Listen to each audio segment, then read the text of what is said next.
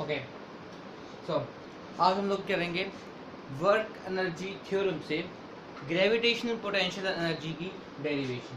So why it is negative and how to calculate the escape speed in the work energy theorem. हम लोग दो concepts को involve करेंगे. Number one will be the work energy theorem. Work energy theorem. Okay. Work energy theorem. Number one will be work energy theorem. Number two will be gravitational potential energy and so forth. So, first of all, the question arises: why is gravitational potential energy negative? So, it's an important question, and material students don't know about it. So, we'll see how it is negative. So, we'll start our discussion with the work energy theorem. For example, let's choose a coordinate system. This is an x-axis, which is positive x-axis. This is a y-axis, which is positive y-axis, and this is minus x, and this is minus 2. Let's suppose a particle is lying over here of mass m, and I don't know, the particle is thrown vertically downwards with a speed v. Let me say it's a v speed, and the ground is like mud, a slope, clay surface, and the ball has tendency to go beneath the ground. Let's suppose the height of the ball above the earth. This is the ground level. This is the reference line. This is a reference, or we can call it the ground. So all the distances are made with respect to origin. So this is the height h. Let's suppose the ball was at height h at some time t is equal to 0, and the body was drawn, it was thrown, or it was just dropped, such that it travels a distance d below the earth's surface. So if I ask you what is the potential energy over here, you'll say it is mg, and this is h. This is u1, and this is u1 and mgh. But what if I tell you what is the potential energy at a distance t beneath the earth's surface? You will say that's mu2 equal to minus mgv.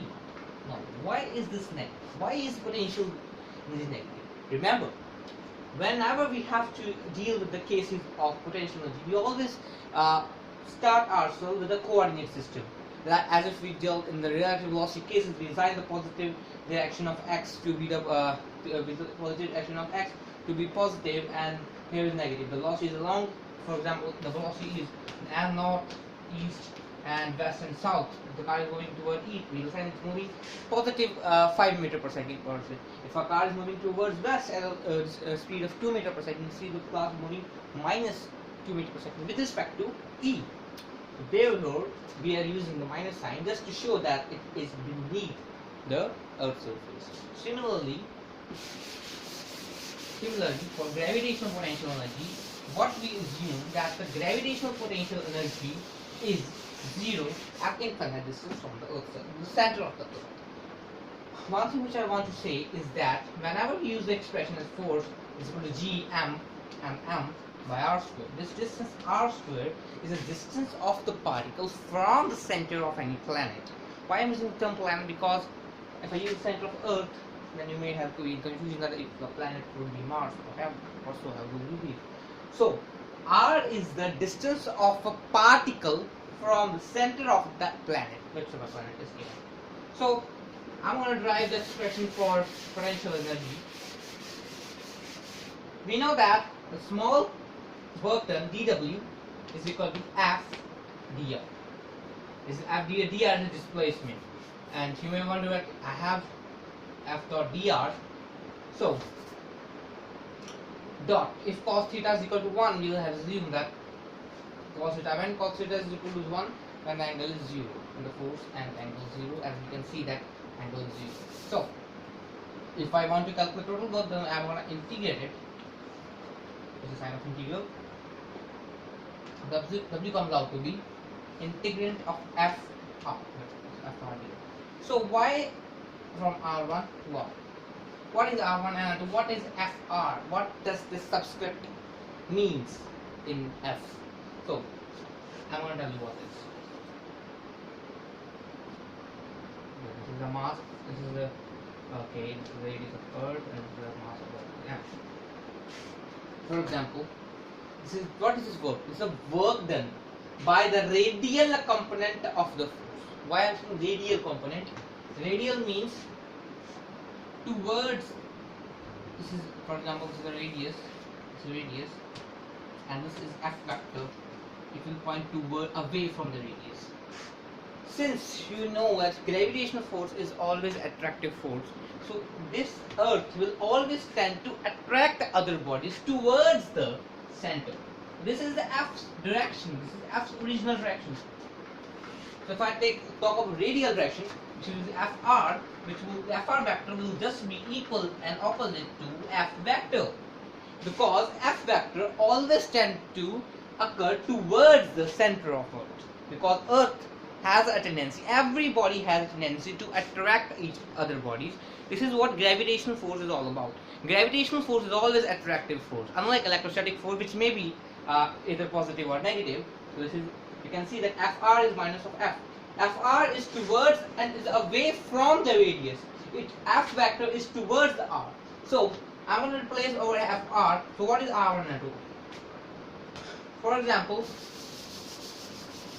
example, we do have an Earth which has Fr. Fr will be away, and this is Fr, just for it.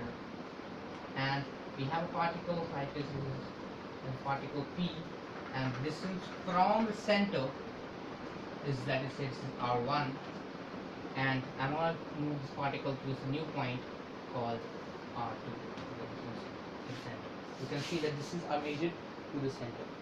Now this is R1. Now I am moving the particle from R1 to R2. So one thing, what you will do, you will simply replace from R1 to R2. You will replace Fr as minus of F, and we know that F value is G, capital M, which is the mass of Earth, small m is the mass of a particle, by R squared. R squared is the distance center from the Earth. So work done. This is work done by the gravitational force. By. You just keep focusing on the word by. I'm using the word by the gravitational force. So W gravitational comes out to be GRAV integration of R1 to R2 minus GMM by R squared dr. This term is constant, GMM. So I will take this term out of the integration sign. It comes out GMM integration of dr minus also integration of 1 by R from R1 to R. So let me drop this thing. I'm going to use, okay, continue from here. This is equal to minus GMM integration R is can be written as R power minus 2 can be written as R minus 2 dr plus 1 and minus 2 plus 1. The integration from R2 to R2. Okay. So minus 2 plus 1, minus 1, minus get cancelled, and now minus 2 minus 1 is minus 2 plus 1 is R's power minus 1. It can be written as 1 by R. I'm going to solve it. It's GMM 1 by R2 minus 1 by R1. This is the work done by the gravitational force. But here we haven't calculated potential. So we know that the work done by the gravitational force is the change of initial potential energy minus final potential energy. If we gotta compare this, okay, let me write over here, multiply. So nu comes out to be minus GMM by R. Why I am removing? Because I have taken R2 to be infinity. So this is 1 by infinity. This is equal to 0, and 0 minus Gm by R. R2 is equal to infinity. Let R2 is equal to infinity. So nu comes up to minus Gm by R. You can see U is negative. If you make a graph of U versus R, where R is the distance from the Earth's center, what will you get the graph, right? Okay.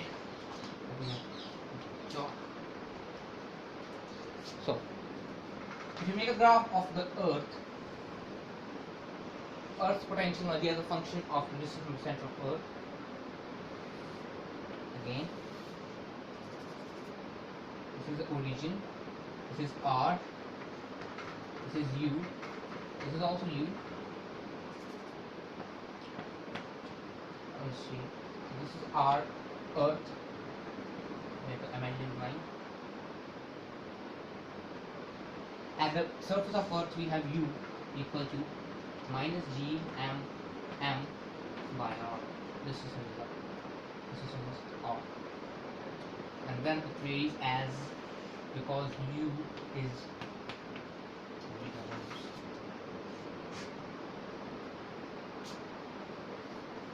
so what we get a conclusion that the potential energy at the surface of Earth is minus Gm by R. So let us use work energy theorem to let's do an example, in fact, and we find the formula for escape speed. Let's do it. So, okay, here's the question. So, he says, in Jules Verne's 1865 theory, this is all bullshit. We have to find the model speed. So the question is that here is the surface of Earth. This is the surface of Earth, and from the surface of Earth, a cannon is fired. A man with a cannon is fired from surface. This is the Earth. This is an Earth. This is the radius. This is the radius of Earth. This is the center of Earth, and the height of this man is same as the radius of Earth. Because here is the condition. As for this man, I can't show you the exact because of the short workspace. So this is the man. This is height h. This is equal to r. So he wants to know. You have given the mass of Earth as m, and we have given radius. So the numerical values for mass of Earth is 5.97 into 10 raised to power 24 kilograms, and the radius of Earth is 6,400 kilometers approximately. Okay, approximately, okay. So we're gonna use Bernoulli theorem. Our reference line is the surface of Earth. This is our reference line. Just knock it out, and this is our reference line. This is our reference line. REF reference. So, kinetic energy, initial kinetic energy plus initial potential energy, and here kinetic energy. And since when the man leaves, the only forces acting on it are conservative forces, so W other will be 0, definitely no longer net. So K2 and U2. K2 will be 0 because it has reached the maximum height, so UV is equal to 0 and K2 is equal to 0. So now comes K1. K1 is half mv squared. This is our target variable. He is asking what muzzle speed the man must be fired so that it reaches a height equal to the radius of Earth. All the distances are to be made from the center of Earth. This has to be kept in mind, and potential energy is always in here. So I'm gonna do the calculations over here. K1 is equal to half mv squared, and U1 is minus gmm by r, gmm by r. This is K1 plus U1. This K1 plus U. So half mv squared plus minus will be minus, of course, and gmm by r. U2. Now important. U2 will be minus gmm. Now what will be the height, ladies and gentlemen? This height is h, this is h, so distance of this point from the center of Earth will be 2r, or because we have 0, this will be 2r. So I use the work energy theorem. I'm going to relate it. K1 plus U1 is equal to K2 plus U2 as K2 is equal to 0 and 0. K1 is half m k1 is half mv squared.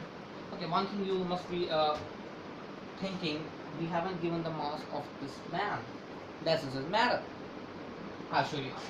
Half mv squared minus plus minus is minus gmm by r. Gmm by r is equal to minus of gmm by 2r. So m is constant and cancel off. Now v squared by 2, I'm going to change this, shift this term to this. We got positive of gm by r minus gm by 2r. If you take gm by r is common, v squared by 2 is equal to gm by r, 1 minus 1 by 2, 1 minus 1 by 2, 1 by 2, 1 by 2 gm by r, 2 and 2 goes off, so v is equal to under the root gm by r. We know the value of g is 6.67 times minus 11 millimeter square per kilogram square. The mass of the earth is known as 16 times 24 kilogram, radius of the earth. This is v. This must be the metal velocity given to this man, as it is independent of the mass. So this has to be constant for all the types of man on the earth, whether it be fat or skinny. Okay. So v is equal to gm by r. Now comes escape speed. What is the condition? We'll use similar concept, but here what we see is u2. u2 changes. u2 becomes escape speed is a speed given, is a minimum speed required for a satellite or for an terrestrial machine to leave the surface of Earth. It's to mean to get out of the gravitational attraction of the Earth, to move to an infinite distance. It means we have assumed that at infinite distance nu2, or the potential energy over there, is 0. nu2 is equal to 0. So what we get is k1 is equal to minus, from here you get k1 plus u1 is equal to 0. I'm going to rub this thing. So I got a new term. This is k1 plus u1 is 0. So k1 is equal to minus of u1. So I have half mv, the subscript e means escape speed, minus of gm, minus, again minus, or potential energy is negative, minus gm m by r. M goes off, minus minus becomes plus, and v escape is v escape square is equal to 2gm by r, and ve is equal to under the root 2gm by r meter per second. So this was all for the expression of escape velocity using Workman's theorem and the gravitational potential on the surface. Thank you very much. Hope you like it.